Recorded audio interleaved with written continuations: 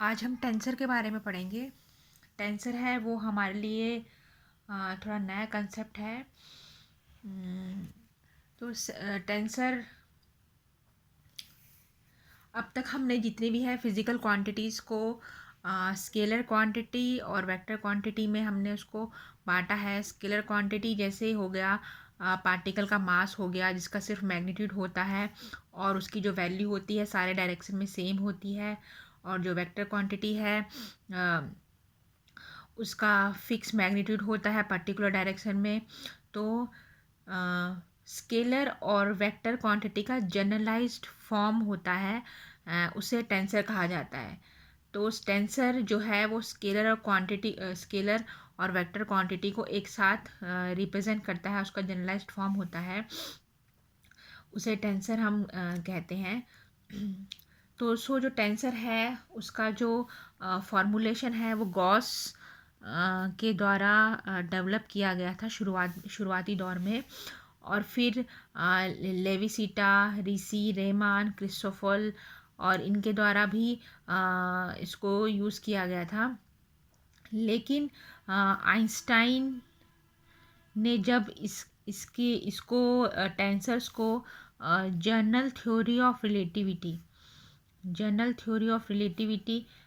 में इसका इस्तेमाल किया, इस थ्योरी में इस्तेमाल किया 1915 में, तब ये थोड़ा पॉपुलर हुआ थ्योरेटिकल फिज़िक्स में।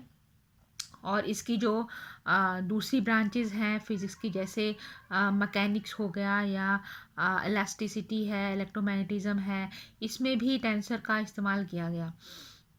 तो टेंसर की जो ज़रूरत है वो कोई भी फिज़िकल क्वांटिटी है,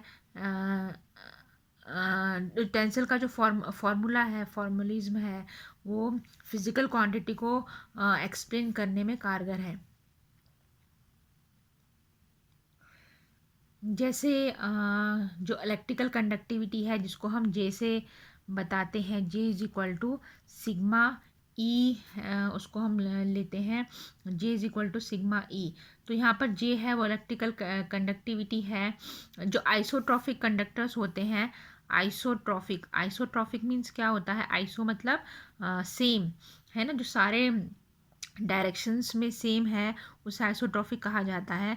तो आइसोट्रॉफिक कंडक्टर्स के लिए जो इलेक्ट्रिकल कंडक्टिविटी है वो क्या है? स्केलर क्वांटिटी है, क्योंकि आइसो मीन्स सेम, उसके सारे डायरेक्शन में वैल्यू सेम होगी। सो आइसोट्रॉफिक कंडक्टर के लिए जो कंडक्टिविटी है वो क्या है? सेम है सारे डायरेक्शन के लिए। और आइसोट्रॉफिक मीडियम में जो करंट डेंसिटी है वो डायरेक्टली प्रोपोर्शनल है इलेक्ट्रिक फील्ड के। सो द मैग्नीट्यूड है जो जे और ई का जो मैग्नीट्यूड है वो दोनों साइमल्टेनियसली चेंज होता है, इक्वल प्रोपोर्शनली से चेंज होता है जब जब डायरेक्शन भी चेंज होता है। किसमें? आइसोट्रॉफिक मीडियम में। लेकिन अगर जो कंडक्टर है वो एनाइसोट्रॉफिक है तो उसमें एनाइसोट्रॉफिक में क्या होता है? If the conductor is anisotropic anisotropic conductors में एनाइसोट्रॉफिक कंडक्टर्स में क्या होता है? मैग्नीट्यूड और डायरेक्शन किसके? जे और ई के, वो होते हैं अलग अलग, डिफरेंट वे में, है ना। डायरेक्शन चेंज होगा तो उनका मैग्नीट्यूड जे और ई का भी चेंज होगा। तो तो इस क्वांटिटी को टेंसर के फॉर्म में रिप्रेजेंट हम कर सकते हैं। तो सपोज एक्स डायरेक्शन के लिए J X is equal to क्या हो जाएगा? Sigma 1 1 E X plus sigma 1 2 E Y plus sigma 1 3 ई जेड। उसी तरीके से वाई डायरेक्शन के लिए J Y is equal to sigma 1 2 E X plus sigma 2 2 E Y plus sigma 2 3 E Z. इसी तरीके से J Z sigma 3 1 E X plus sigma 2 2 E Y plus sigma 3 3 ई z. तो यहाँ पर जे एक्स, जे Y और J Z और E X, E Y, E Z, ये क्या है? कार्टेशियन कोऑर्डिनेट से कंपोनेंट्स हैं वेक्टर्स जे और ई के। और इसमें जो सिग्मा है, सिग्मा उसको हम लिख सकते हैं सिग्मा आई जे। जनरल उसमें हम उसको सिग्मा आई जे लिख सकते हैं, जहाँ पर आई जे है उसको 1 2 और 3 इस तरीके से लिखा जा सकता है। और ये कंपोनेंट्स ऑफ इलेक्ट्रिकल कंडक्टिविटी है, उसके कंपोनेंट्स कहे जाते हैं। सो जो टेंसर्स है वो एक मैथमेटिकल क्वांटिटी है, जिसको फिजिकल प्रॉपर्टीज़ जो होती हैं मीडियम की, जैसे स्केलर्स वेक्टर्स हो गया, उसको डिस्क्राइब करने के लिए इस्तेमाल में लाया जाता है। सो इसके कुछ नोटेशन देख लेते हैं। कुछ नोटेशंस होते हैं टेंसर में, नोटेशंस यानी सिंबल्स भी बोलते हैं, नोटेशंस यूज्ड इन टेंसर्स। तो इसमें मेनली टेंसर के जो नोटेशंस हैं उनको 3 भाग में डिवाइड किया गया है। पहला जो है वो कॉन्ट्रावेरिएंट वेरिएंट टेंसर कहते हैं, कॉन्ट्रावेरिएंट टेंसर। तो इस टेंसर में सुपरस्क्रिप्ट इंडाइस यूज़ किया जाता है।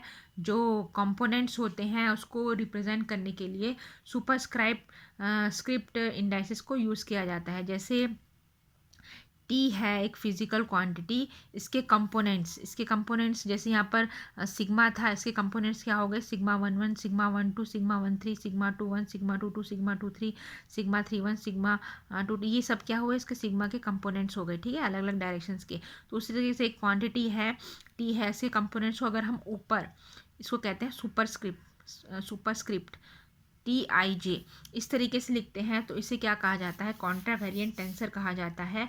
इसी तरीके से कोवेरिएंट टेंसर है। कोवेरिएंट टेंसर में जो है जो नोटेशंस है, डिनोशन है, उसको नीचे लिखा जाता है इस तरीके से, सबस्क्रिप्ट जिसे कहते हैं, सबस्क्रिप्ट टी आई जे, इसे नीचे लिखा जाता है। तो ऐसे टेंसर्स के नोटेशंस को कोवेरिएंट टेंसर कहा जाता है। और तीसरा होता है मिक्स्ड टेंसर। मिक्स्ड टेंसर में दोनों सुपरस्क्रिप्ट और सबस्क्रिप्ट का इस्तेमाल किया जाता है। तो जैसे एक क्वांटिटी है टी, उसमें ऊपर सुपरस्क्रिप्ट में आई है और नीचे सबस्क्रिप्ट में जे और के है। सो ये दोनों को रिप्रेजेंट कर रहा है, दोनों के नोटेशन है इसमें, कॉन्ट्रावेरिएंट और कोवेरिएंट के। तो ऐसे टेंसरों को मिक्स टेंसर कहा जाता है। इसमें एक और नोटेशन आती है क्रोनेकर डेल्टा। क्रोनेकर डेल्टा का यूज़ जो है, इसमें जो टेंसर्स होते हैं इनको सॉल्व करने में इसका क्रोनेकर डेल्टा का यूज़ होता है। तो इसको इस तरीके से डेल्टा के द्वारा रिप्रेजेंट किया जाता है। डेल्टा सपोज एक आई और जे है, तो डेल्टा ज़ीरो होगा कब होगा, जब आई और जे क्या होंगे, दोनों बराबर नहीं होते हैं, तब डेल्टा ज़ीरो होता है।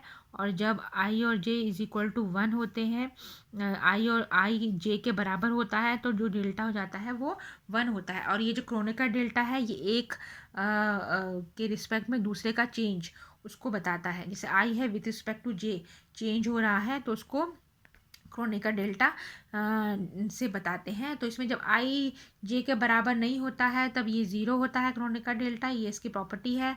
और जब आई इज इक्वल टू जे होता है तो क्रोनेकर डेल्टा क्या हो जाता है, 1 होता है। तो ये थोड़ा बेसिक था टेंसर्स के बारे में।